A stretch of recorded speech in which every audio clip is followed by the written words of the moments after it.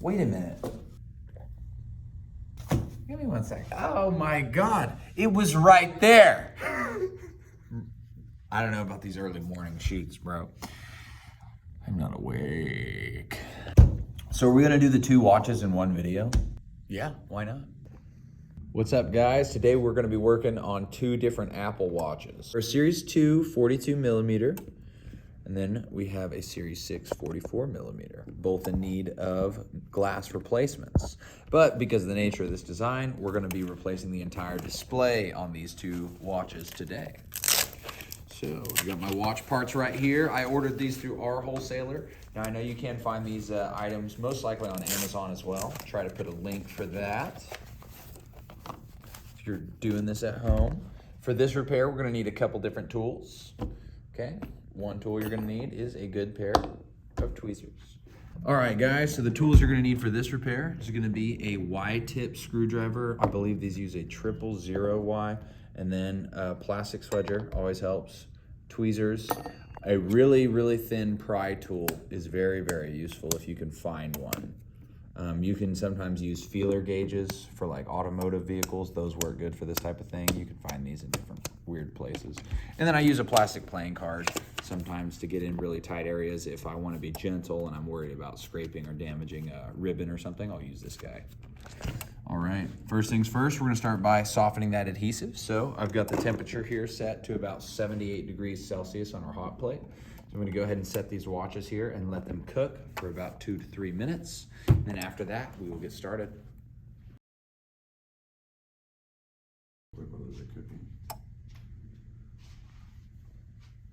All right, these are cooked for a good enough period of time, so we're gonna go ahead and get these displays removed. One other thing I forgot to mention you will need is alcohol, as always. Once it's good and hot, I like to find a point where maybe the glass is cracked, put in a little bit of alcohol, let that alcohol kind of spread around beneath the screen. That way it'll soften that adhesive even more, get a little more loose. I use this side of this pry tool, which is what I love. It's got like a little level to it. If you look at it, you can see it goes down and it dips down for this type of work about the perfect amount. I'll slot him in there. He's gonna go in perfectly. And I'm just gonna do a little wiggle. So you can see the glass is coming right up. After giving it the right amount of heat, a good bit of alcohol. Now that we've got more exposed, let's get a little bit more in there. Come down here like schmear. Okay, that removed. Come around here. That off of there. The thing you do got to be mindful of and careful is there is a rubber gasket, but it's not just like rubber. It's actually a flex cable. It's a force touch ring. So that ring recognizes pressure and it allows certain features or gestures to be activated when pressurized by your touch. So you got to be careful not to tear that unless you want to replace that as well. Which you can replace it. It's just like, why do extra steps if we could be careful enough to save ourselves that time? At least that's how I look at it. And voila. Now that one didn't separate as much as I wanted it to. There we go. Okay, that ribbon's good. You just gotta be careful at the bottom here because you'll have 3 flex cables connecting your screen in place right here. All right.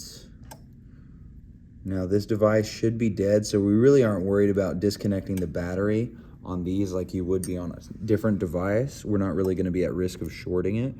So I'm gonna go ahead and start to peel back these 3 electrical tape coverings that are basically just helping to hold that connector in place. These connectors control the display panel as well as the touchscreen panel, as well as the GPS or the Bluetooth chip. Let me see, or whatever it is on this model. This is a Series 2. Okay, now I'm gonna go ahead and grab underneath this with my fingers and use a good bit of squeezing to extract this. Make sure I flip that bracket up. Yeah, that one's flipped up. A little bit of alcohol always works as good lubricant to relieve any adhesive that may be sticking real tight on there. Get those 2 out and get the third. And he is out as well. Nice. Perfect, perfect, perfect. I'm gonna go ahead and clean up some of this adhesive. Got all that, look at that. That nice little arm sweat crust from all those runs to come right here to me.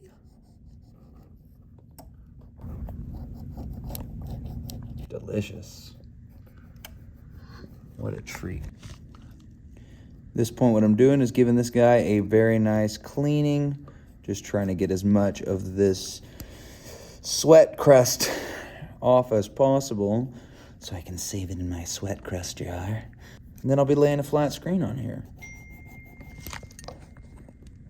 So it's like you go through the sweat, the stress, and That's you're like, right. what the fuck is going wrong? It's never our And fault. it's literally impossible for it to be me because I'm perfect!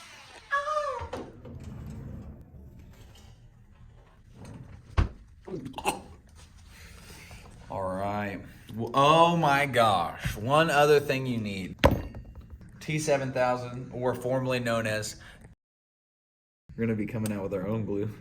So what we're gonna do, I always try to grab these 3 connectors using my middle finger and my thumb. It's just kind of awkward. You wanna rest the housing kind of in your fingers. It's just an awkward grip because of the form factor of the watch. But these flex cables are soldered in on the board, so if you overstress them, you will get this thing to where it may not turn on. It's not something we want. One thing you can do if the tape is really getting in the way is you can just kind of move it out of the way. We'll just put it back as it needs it. So I'm just gonna go ahead and get one of them in at a time. I'm trying not to block the light. I use the spludger to grab the 2 little lips on each side of these flex cables to kind of push it into the connector, and then I'll flatten it out, and that one's good. You can get this Apple Watch in here.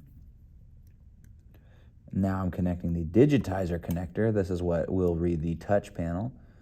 So if you get your watch in and your touch isn't working, you might come and check this connector, make sure there's no glue residue clogging that connector, inhibiting continuity between the connection and the circuit. Okay, I'm gonna go here. Nice. Those are all in. Now what we're gonna do, because I'm pretty sure this thing was almost dead, we're gonna charge it up, test it out, and then we'll glue it down.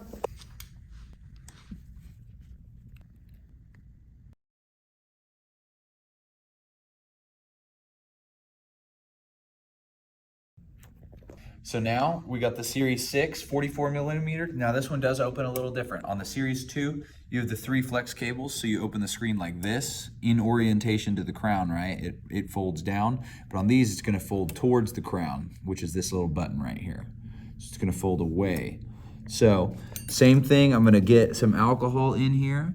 Now, one thing to bear in mind that I like about the Series 6 is it does not use a force touch ring at all. It actually just has like a little spatial gasket.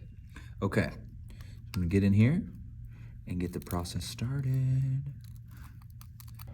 Okay, I'm just gonna work our way around the perimeter of this display, load them up with some alcohol to soften and release that adhesive from this vice grip.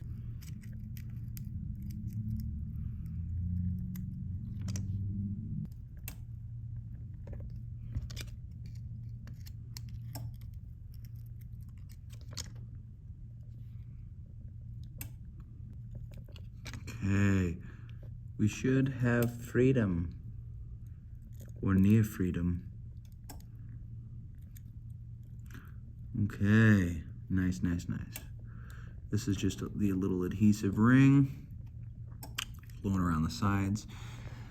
Sometimes these adhesive rings won't let up. You just can cut them because they're not conductive. They don't really have a function. All right, now that we've got them open, you can see this one has these 2 connectors here, and for some reason, this is not even a connector or anything. This is literally tape. I don't know why they install this on this. I never have understood this, but I'm gonna just carefully get up under here and pull them out anyways, because it's not our watch, so we're not gonna try to just take things out even though they don't make sense while they're there.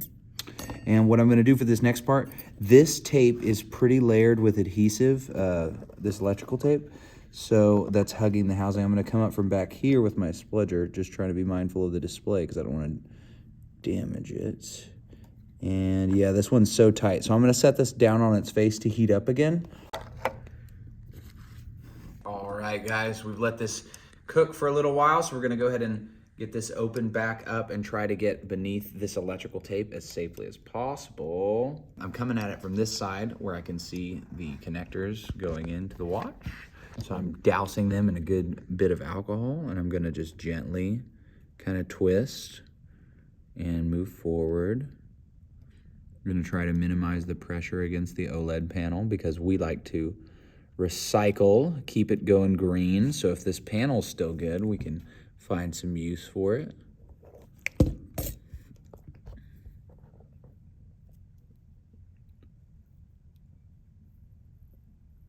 Exactly. Okay, now that it's sat for a second, it's actually coming up quite a bit. Okay.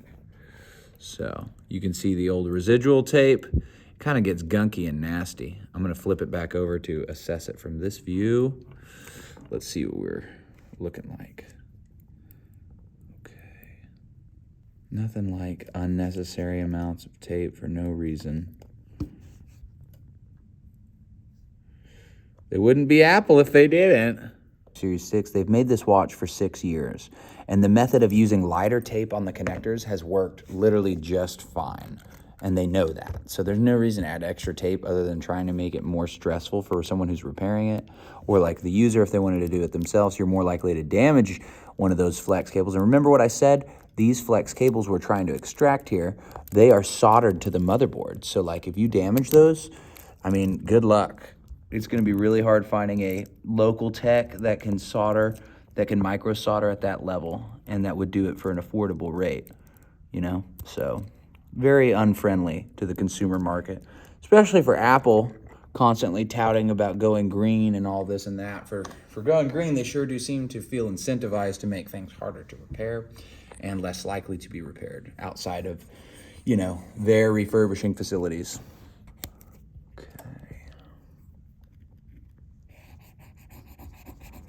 Okay, I'm gonna blow it out. If you have an air duster, it's great. If you have one of these, it's great.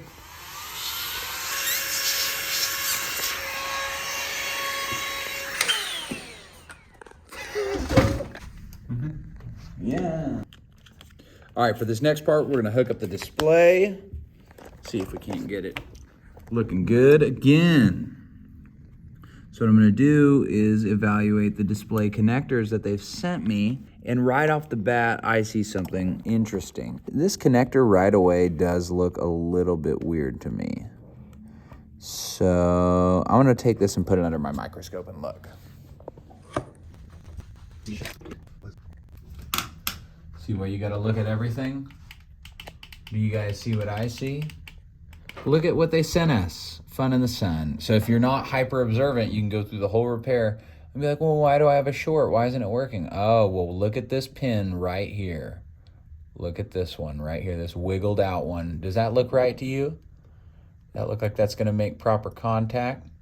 Maybe, maybe not. It's super bent. It's not supposed to be bent. See how these are perfectly straight?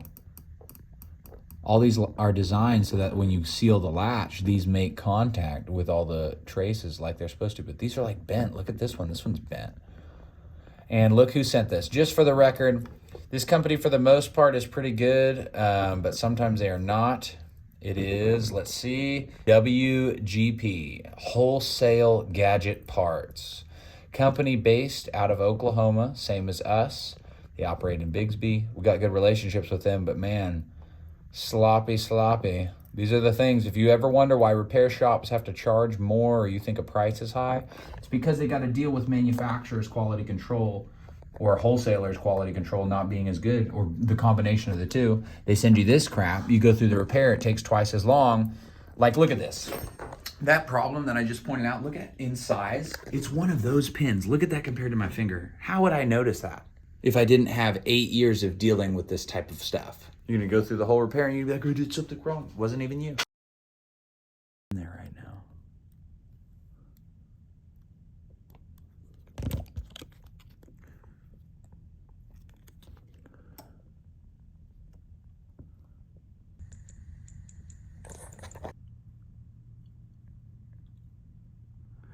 what you want to do is basically lay a fair bit of this, enough to where you're like, okay, that was probably too much glue. It's always better to have too much because it's not going to damage anything internally. And then whatever is excess overflow on the outside, you'll just clean off. That way, you know without a shadow of a doubt, you've created as good of a seal as possible in terms of its water resistance. Because these do go on your wrists, so they're gonna be constantly getting splashed when you're washing your hands, or at least you hope that they will. Okay? Should be enough. So what I'm gonna do is press them into place. Peel that guy back. Get yourself a little cloth. Any type of cloth will do. Use some more of that alcohol to clean off the excess glue. Rub down. All right, at this point, what we're gonna do is we're gonna go ahead and clamp this guy shut, and he's gonna be good to go.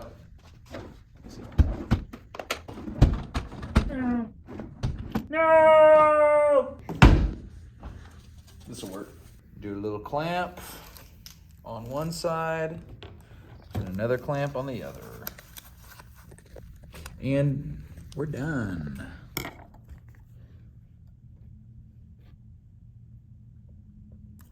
All right, so we got our other display with a good connector. Already checked it all out. This one is also from WGP, so hopefully this one works. Let's see how it's gonna go. Flip the connectors up. We're gonna come over here, we're gonna line these two guys, and we're gonna get them inserted into those connectors as good as we can. It's a little tricky, but I think we're getting there. Nice, I see it's lined up. I'm gonna get my spludger and use it to pull those little corners like I was doing on the other watch. Kind of same situation here. Gonna go a little bit at a time. When working with Apple watches, patience is key. All right, she is plugged up. So now, we'll take her over to our charger and we'll go see if she works. We have life. We have life. Yeah. Who's that?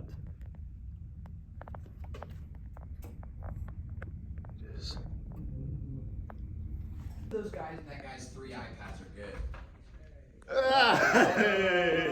I've been locked up.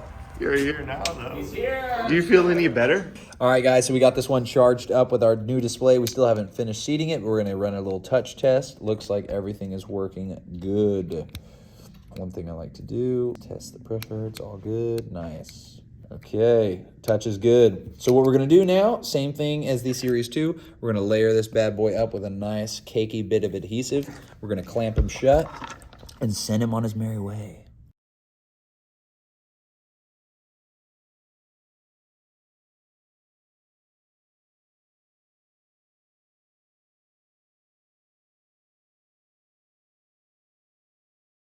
Give it a good wipe down.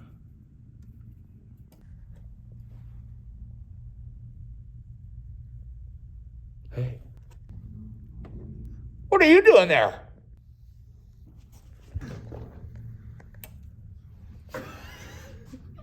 Document it all.